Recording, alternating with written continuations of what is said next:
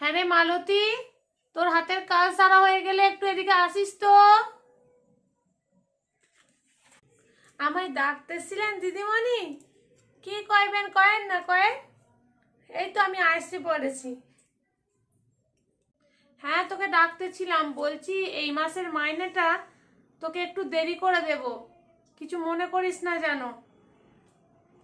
চলবে তো? কিছু অসুবিধা তো হবে না? না তো বাকি কাজগুলো সেরে নে, দিয়ে দেখা করে যাস।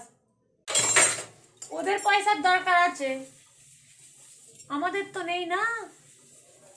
কি বলুম, এইসব ম্যাডামরা না এইরকমই হয়। যেমন পয়সা দিব তেমন কাম করিব। এই ম্যাডামগুলা কাজের লোককে পয়সা দেওয়ার সময় এরকমই করে, কিপনের মুড়া, ওদের কাছে পয়সা নেই এই কথা